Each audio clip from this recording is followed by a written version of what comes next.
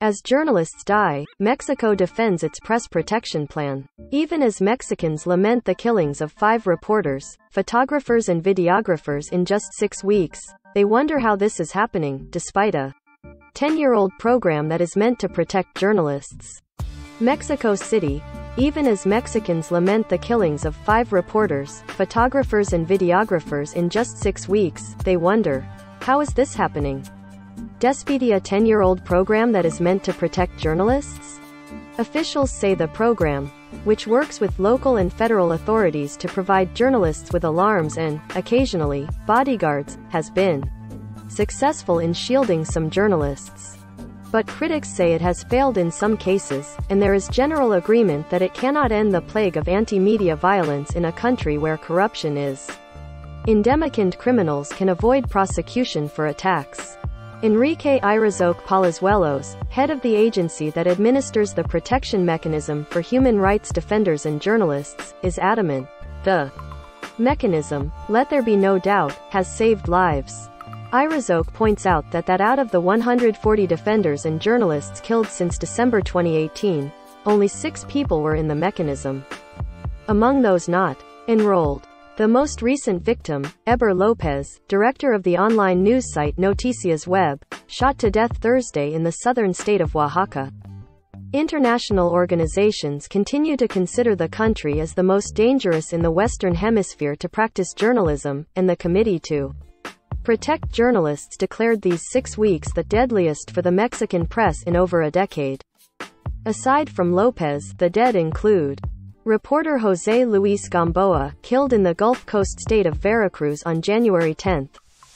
Crime photographer Margarito Martinez, gunned down outside his Tijuana home on January 17.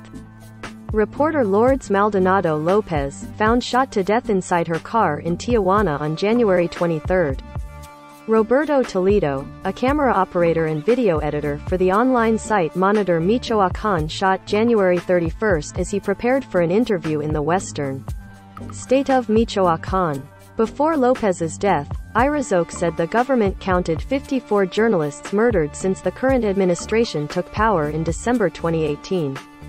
According to its own analysis, the attacks come mainly from municipal authorities, 40%, and organized crime, around 30%.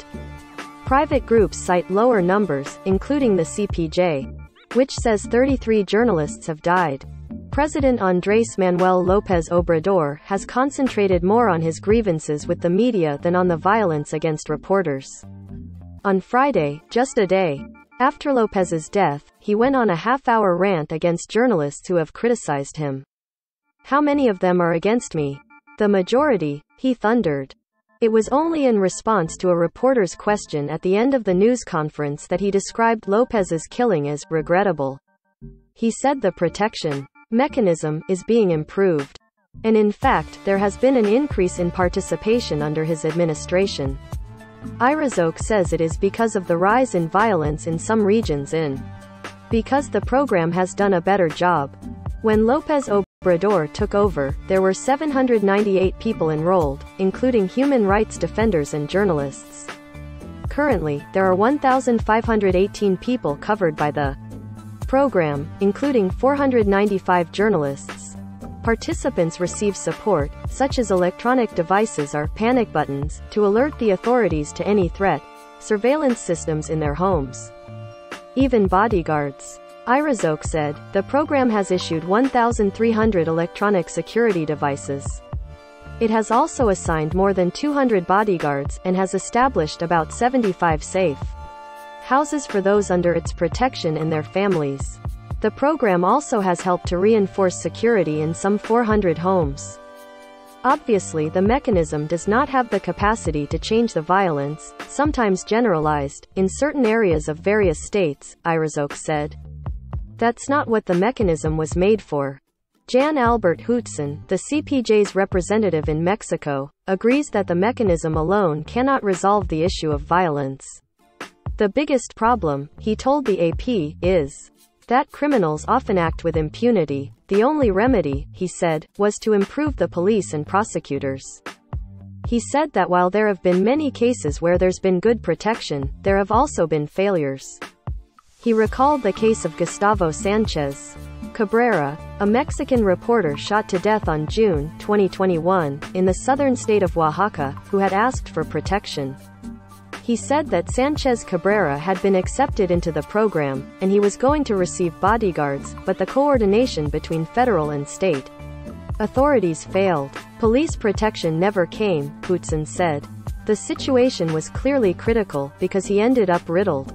Days after Lourdes Maldonado was shot to death, local radio and television reporter Odilon Garcia criticized the program. He knew it well, he was under its protection for 3 years. They give you a small phone, and if something happens, you can call, and the call goes out to a central office that notifies the police, who will then locate you, and in the meantime, you're already dead, he said. Associated Press writer Mark Stevenson contributed to this report.